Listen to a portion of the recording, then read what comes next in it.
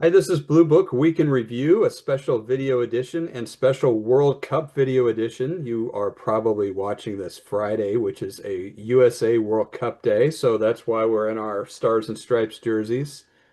In the United States, even not in Kansas City, although we do have games in my hometown that are extremely expensive. Yeah. They're not the only thing that's expensive these days, but they are way out of my price range, that's for sure.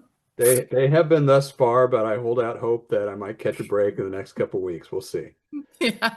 But one of the topics we want to talk about this week is expensive and food prices. And there are several surveys out recently that talk about how this long extended food inflation has affected consumer behavior. So, what have you noticed as far as changing consumer behavior as we see some of these, especially fresh produce is more than double the inflation over food inflation?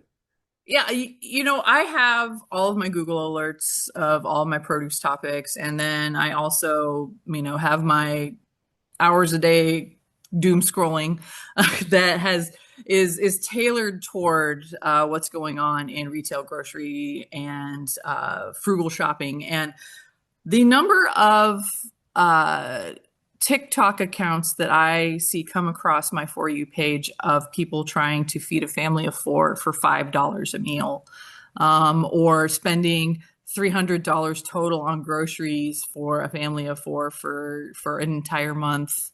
And here's what we do, and it involves. I mean, that gal is actually pretty insightful, where she shows what produce she buys and how she keeps it, and she's hip to the avocados in the fridge thing.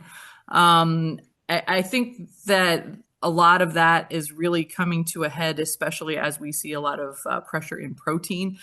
But produce prices are coming up too, right? We've talked years and years and years of ever since 2020. We're like, oh, inflation's bad, but produce isn't so bad, right? Inflation's 37%, but produce, no, we're good.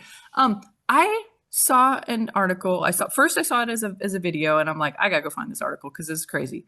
It says rising grocery prices force families to choose processed foods over produce. And that's always a concern, even when the produce prices aren't higher. It's because people have a harder time utilizing the fresh produce and the food waste and managing all of that. It's just it's the first thing to go, right? It's Yeah. if it's the hardest to deal with, it's the first thing to go. And it goes So bad it, fastest. it goes bad the fastest, unless you know all the tips and tricks and can carefully manage your in and out. I can remember our former colleague Tom Karst used to talk about his wife and how she used every single down to the last cutie in the fridge before she would go to the store again. And I always admired her ability, Sally, her ability to shop for groceries and not, because I've been to the grocery store 3 times this week already, because I am a poor meal planner, you know. But so I found the article. It's on AOL, and I was like, okay, this is crazy. AOL, who uses AOL for news anymore, right? I that's a red flag right there. Right. So the study, okay, it was a study, and the writing is, I'm not even going to go there. A recent study shows some concerning statistics about what Americans are eating. According to Advanced America survey, fruit and veggie prices have risen 6.1%, right? So I clicked on the survey and I was like, oh, priced out of fresh produce. What our survey found? And it was a study of 3,004 shoppers from April 2025 to April 2026. And it goes state by state how much more, and how many consumers report buying less fresh produce. And the numbers are very concerning. I mean, Alaska, 50% of their respondents are reporting that they're buying less, and that might be the highest one, but the numbers are all double digits and medium double digits, and they're concerning. Do you know what Advance America is, though? I'm not familiar with that group. It's a payday loan company. Oh, good gracious. I mean, if there was any source of information that has the finger on the pulse of a struggling consumer, it would be a payday loan company. Yeah, but that's still not a very that's that's a pretty small slice of the American consumer that is involved in the payday loan industry. It is, but 3,000 of their respondents, I'm not sure if they're the customers of these people, but or if they just sent the survey out to the ether and whoever is answering using one of those survey, everybody uses them, the let's go find some consumers to talk to us kind of thing. But it just kind of for me just kind wrapped it all up in a bow of where we are when it comes to grocery prices, when a cash advance place is causing headlines that say that people are buying less fresh produce in favor of processed foods because they can't afford produce. I just sat here like this for a few minutes reading it. Like, are you serious right now? All right, so we did have a story last week on food inflation. It was 6.7% in May year over year, which is not good. It's more than double the inflation of food at 3.1%. But like the by far biggest standout item is tomatoes at t tomatoes were 32% higher than a year ago. Who could have predicted that one? Who could have predicted? It's almost like the importers in Nogales said this is exactly what's going to happen if we start. To the percentage point Yeah, almost. they were saying like 25 to 50% higher for consumers, and yeah, well, 32%, that's right in that range. Yeah, yeah. I noticed that Roma's at HEB went from 77 cents a pound and they got over $1 a pound and now they're back down to 95 cents a pound. But that's still a significant jump for a volume produce item, the PLOT, and that's hitting restaurants extremely hard. Oh yeah. Because that's utility tomatoes and then it's also the slicers. I mean, that's huge. Yeah, for sure. The bright spot in it is fruit inflation is 2.1% annually.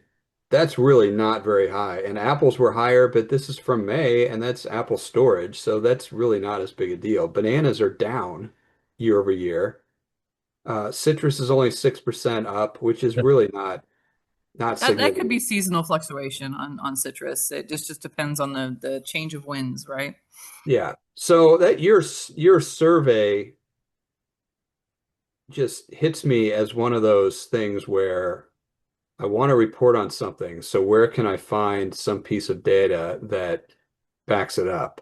Right. It is heavy on the clickbait, right? We know this. But the problem is that clickbait gets picked up by your grandma's news source, AOL, and then it gets picked up and thrown into people yapping with microphones, right? And getting on there and showing, well, fresh produce is too expensive, so here's how we're going to feed our families with hot dogs and a can of beans from Dollar Tree. That's where it goes because like we already were taking it on the chin as far as, fresh produce is too expensive. It's a luxury item.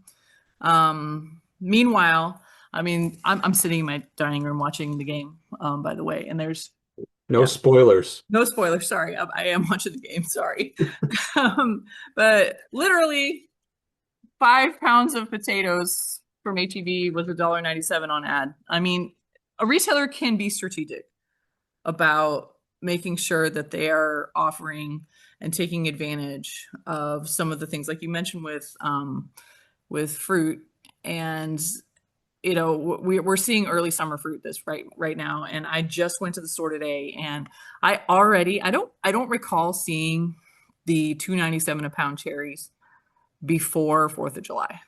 Well, Uh, let's play the dates here. It is not technically summer yet, yeah, and cherries are already well out into the market and at very reasonable prices. And grapes are already transitioning from Mexico to California.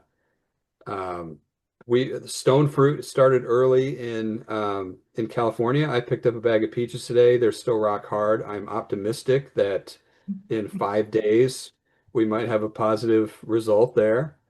I got Uh, my peach truck order already in. I'm gonna be picking that up in a couple of weeks. oh But they're wow. already starting to do drops in strategic areas. But yeah, I mean, fruit is there and fruit is available. Although we saw, I can recall like the pricing over the last month wasn't super favorable for consumers, but I see it coming down already. I see a lot of things in the market that are very achievable, and if a retailer is smart and paying attention to what's going on with consumers, we are going to highlight the thing that they can lost lead on, is now the time to, drop an ad that is real spicy, to get people to come into the store. Or at least if you're not going to do that, then I'm saying right now that $3.99 a pound is not an ad price in the current environment. Yeah, the we have a story on a Relic survey, and it found that 54% of consumers say lower prices are the single most important action retailers can take to help consumers. It seems to me like with some of these early summer fruit items, retailers ought to get out ahead of that and really start hammering that. Are you seeing that in the market?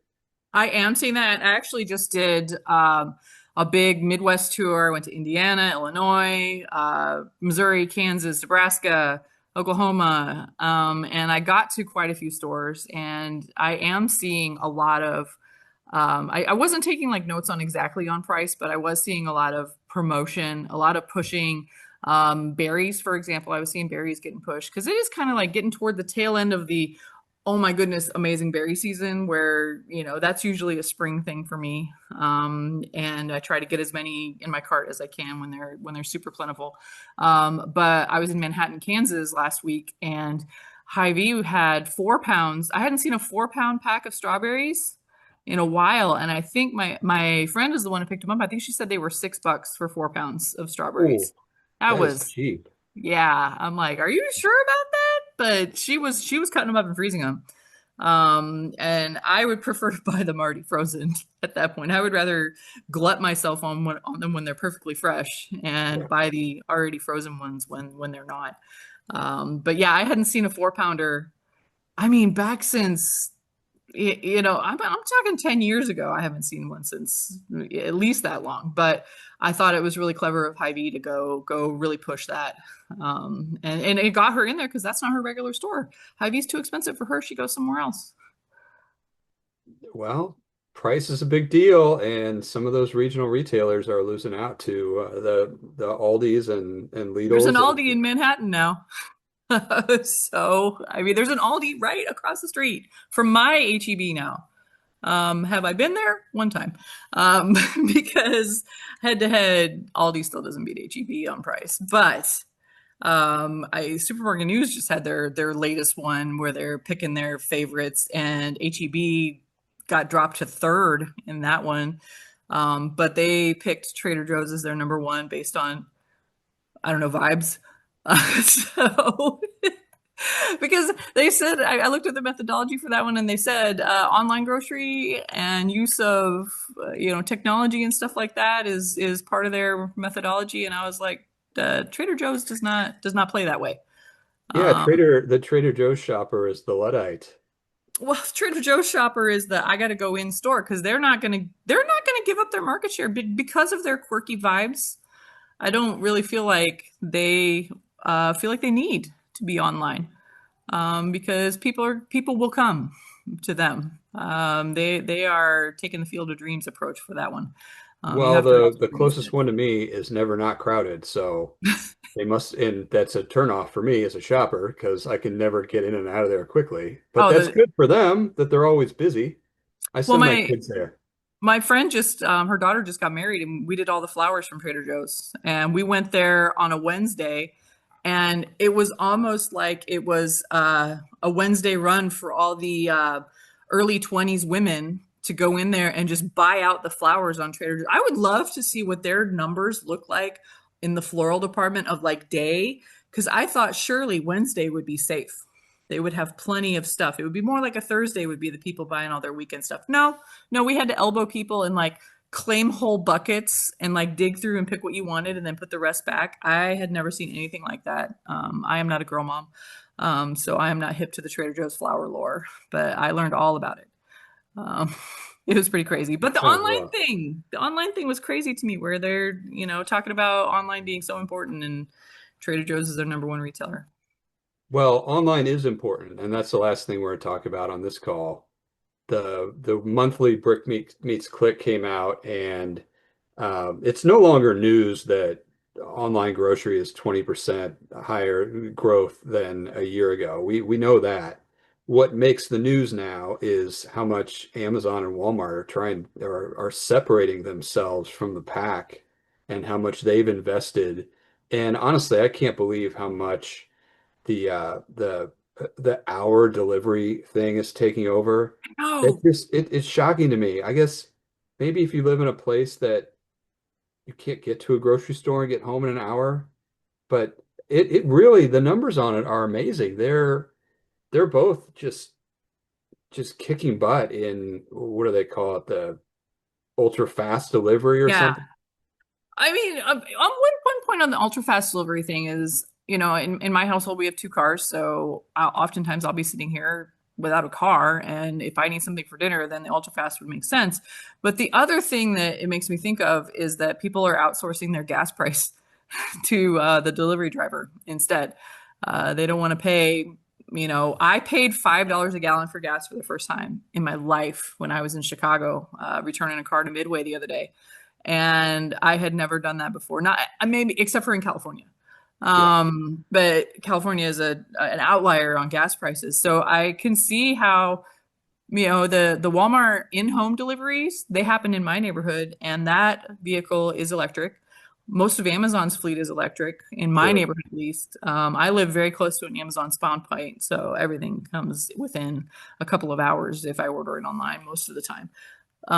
So I could see people definitely switching over to that, um, not thinking about the upcharge of ordering online because it's not cheaper to order your groceries online. Maybe you spend less because you're not enticed by the peaches or the stone fruit or whatever is on sale or the really awesome things that they're offering in the floral and whatever.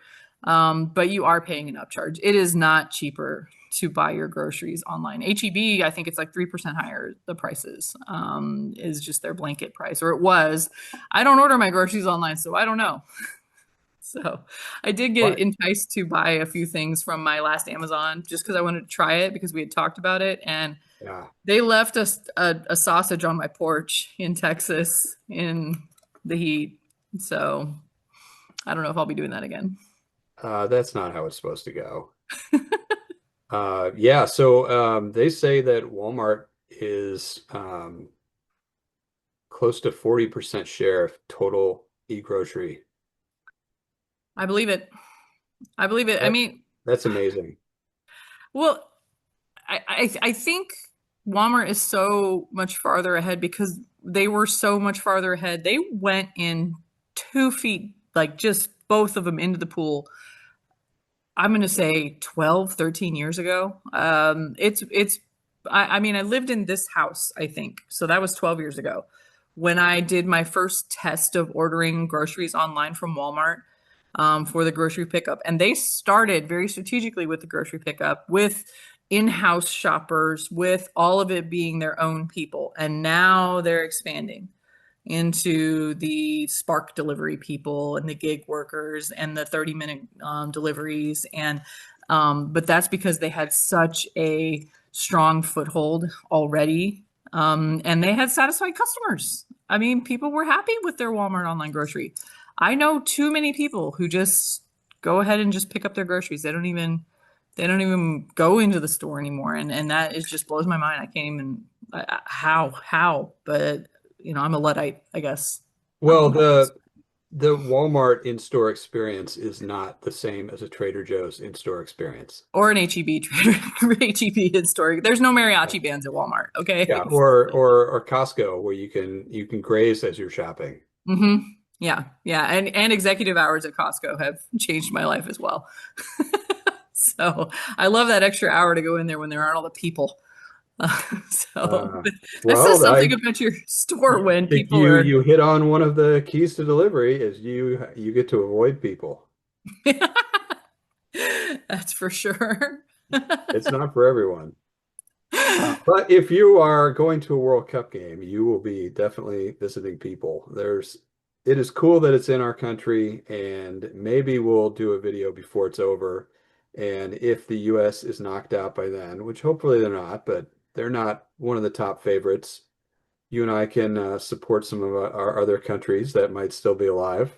I've And got a closet full of kits.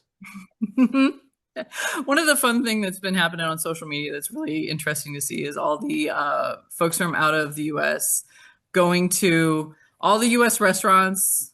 Usually it's like Waffle House and stuff like that. But people going to HEB, in my markets at least, Bucky's. They love Uh, Bucky's. well, there's two Texas sites for Yeah, games, which California has two, but otherwise they're pretty spaced out. Kansas City, we're fortunate we have one. The closest one to us is Dallas, so we're kind yeah. of by ourselves. Well, what's really cool though is to watch people enjoy this, but then to watch the brands. Like Waffle House has soccer kits.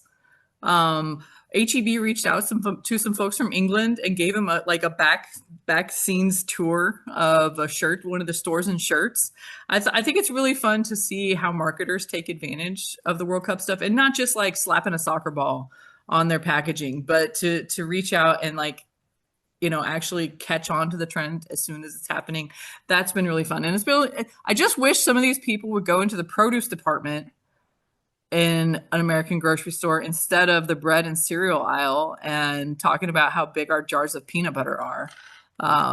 We do other stuff. And if you want like bakery bread, go into the bakery aisle. Come on.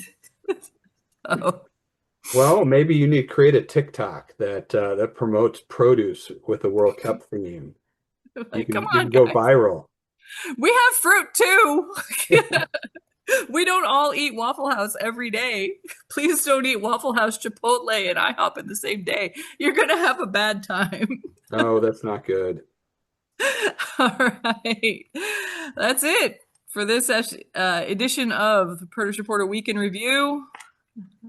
Check It's out our been website. Sign up for our newsletter if you don't get it. Hopefully you already get it. Check us nice. out next time. Maybe we'll catch you again before mid-July. All right. We'll see ya.